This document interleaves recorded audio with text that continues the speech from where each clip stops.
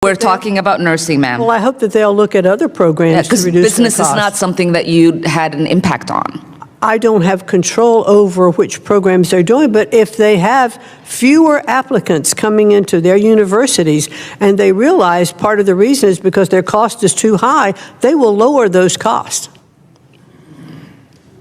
I don't think that is how it works. It is exactly how it works. That is not how it works. Madam Secretary, sorry to belabor this. I know so many people on both sides of the aisle have asked you about the department's decision to remove nursing, teaching, social work, and other critical occupations from the definition of professional degrees and capping their ability to receive federal loans.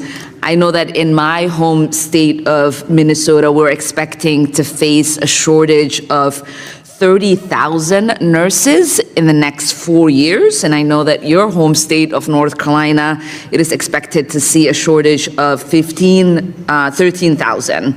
Our nurses obviously are limited in their capacity, they're overworked, and they're worried. So I know you said the decision is final, but I'm just trying to figure out if you can answer, why did you move forward with an action that you know is going to be creating a problem or worsening a problem that already exists?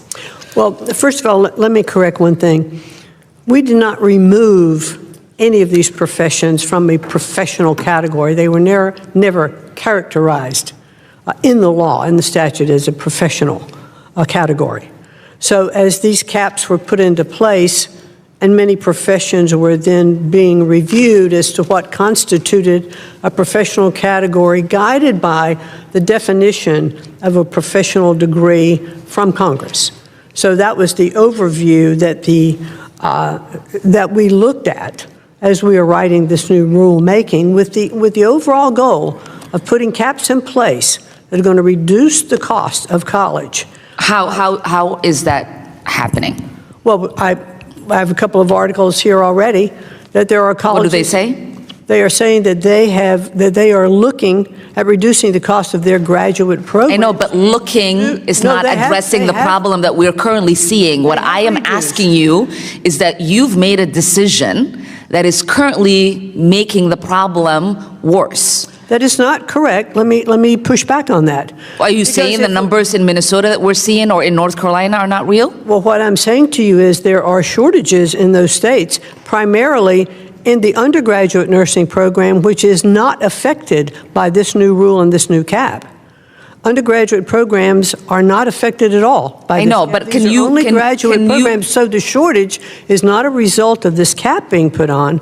The shortage of nursing is that we don't have enough applicants into the nursing programs that are coming through our universities. So instead of helping with the problem, you've decided to make it worse? I don't think you ran when I talked about another way to get to an RN, an expedited program. You can get a 2-year certificate and then take the exam to become an RN. My sisters are nurses. I do know how those things work. I'm asking you about the specific classification that you created that lowers the cap.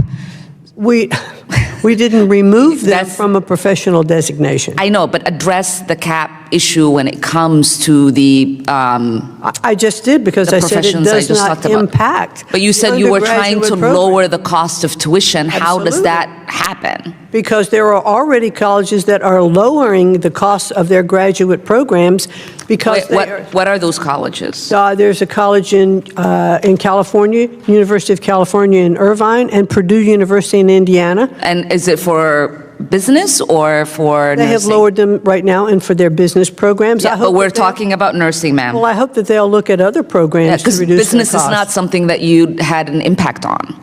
I don't have control over which programs they're doing, but if they have fewer applicants coming into their universities and they realize part of the reason is because their cost is too high, they will lower those costs. I don't think that is how it works. It is exactly how it works. That is not how it works. It is supply. Your specific job. It is supply. Your specific job is to try to make sure, as the head of the Department of Education, to make education accessible for Americans. When you create policies that make education unreachable for Americans that want that education, then you are failing at your job.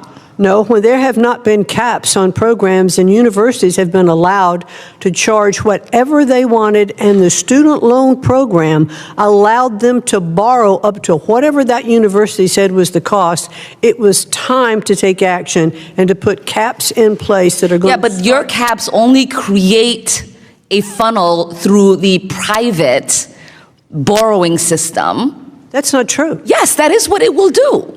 How else would somebody, if I wanted to get a professional degree and I'm capped and I can't borrow, then I have to, from a public source, then I have to go private. And that is what your administration is really trying to do, is trying to help enrich others on the backs of the American people. I yield back.